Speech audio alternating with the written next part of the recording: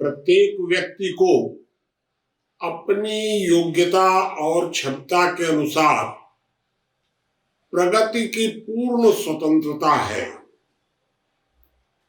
उस कंपटीशन में किसी का भी पक्ष लेना, किसी की मदद करना, किसी को रोकना, यह उचित नहीं माना जाता है। किंतु हम एक समाज में रहते हैं, हमारी एक काफिला पद्धति भी है, हम स्वतंत्र प्रतिस्पर्धा भी करते हैं, किंतु समाज को एक मानते हैं तो हम यह भी प्रयत्न करते हैं कि अगर कोई बहुत पीछे रह जाए, कंपटीशन करने की योग्यता ही न रखे, तो कहीं उसका जीवन ही खतरे में ना पड़ जाए, उसकी हम मदद भी करते हैं। यह मदद करना हमारा कर्तव्य है, उसका अधिकार नहीं है, क्योंकि उसकी जो स्वतंत्रता है, हम किसी की स्वतंत्रता में बाधा तो पैदा नहीं कर सकते हैं, तो हम किसी की मदद केवल कर सकते हैं, बस ये हमारा कर्तव्य है। तो आर्थिक विषमता उचित नहीं है, क्योंकि हम एक परिवार में रहते हैं, समाज में रहते हैं, ये पूरा समाज भी एक परिवार है। आर्थिक विषमता को नियंत्रित करना चाहिए। प्रश्न उठता है कि आर्थिक विषमता यानी क्या और क्यों? व्यक्ति अपनी क्षमता के अनुसार प्रगति करता है, लेकिन व्यक्ति की जो शारीरिक, पारिवारिक, सामाजिक परिस्थितियां होती हैं, तो उसमें व्यक्ति के अंदर 3 प्रकार की क्षमताएं होती हैं। श्रम तो प्रत्येक व्यक्ति में होता है, तो श्रम के साथ साथ कुछ ऐसे भी लोग होते हैं जिनके पास श्रम के साथ बुद्धि भी होती है।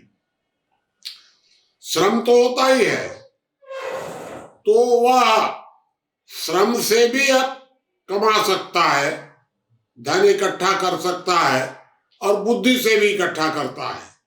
लेकिन जो श्रमजीवी है, उसके पास बुद्धि कमजोर होती है, श्रम ज्यादा होता है, तो वह केवल श्रम से ही धन इकट्ठा कर सकता है। लेकिन एक तीसरा वर्ग भी है, जब उसके पास धन हो जाता है तो उस धन से ही धन कमाने लगता है।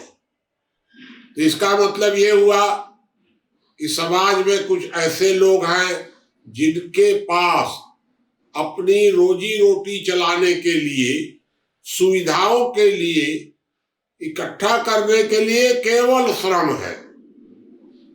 कुछ लोग ऐसे हैं जिनके पास श्रम भी है और बुद्धि भी है, और कुछ लोग ऐसे हैं जिनके पास श्रम भी है, बुद्धि भी है, धन भी है, तीनों है। तो जिसके पास तीनों होगा, स्वाभाविक है कि वो बहुत तेजी से आर्थिक प्रगति करेगा, और जिसके पास केवल श्रम होगा वह बेचारा बहुत पीछे रह जाएगा।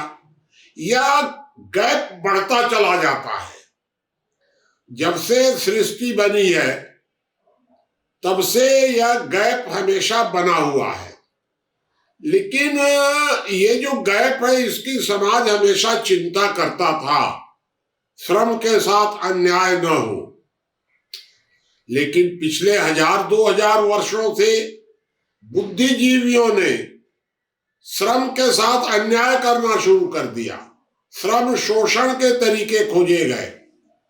भारत में श्रम शोषण के लिए हमने वर्ण व्यवस्था को जन्म से लागू किया, और भारत के अलावा बाहर के लोगों ने श्रम शोषण के लिए कृत्रिम ऊर्जा का आविष्कार किया। तो बुद्धिजीवियों ने और पूंजीपतियों ने मिलकर कृत्रिम ऊर्जा का आविष्कार किया, केवल इसलिए कि वे सस्ता श्रम पा सके, तो हमेशा एक योजना बनती रही कि कृत्रिम ऊर्जा को सस्ता रखा जाए जिससे श्रम का मूल्य ना बढ़े।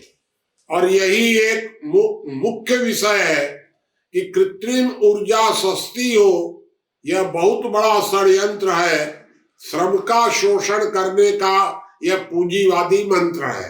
अर्थात अगर भारत में या दुनिया में अगर आर्थिक विषमता बढ़ रही है, उसका सिर्फ और सिर्फ एक कारण है कि कृत्रिम ऊर्जा दुनिया में और खासकर भारत में लगातार सस्ती रखी जा रही है, और इसके कारण ही आर्थिक विषमता का संकट भारत में भी लगातार बढ़ता जा रहा है, जो एक बहुत बड़ी समस्या है। लेकिन वह समस्या है और उसका कोई समाधान नहीं हो रहा है, क्योंकि समाधान तो करना है बुद्धिजीवियों को, और बुद्धिजीवी इस शोषण में लगा हुआ है, श्रम के शोषण में, तो समाधान कौन करेगा? ये बहुत बड़ी समस्या है, लेकिन हम लोग को मिल बैठकर इस पर सोचना चाहिए।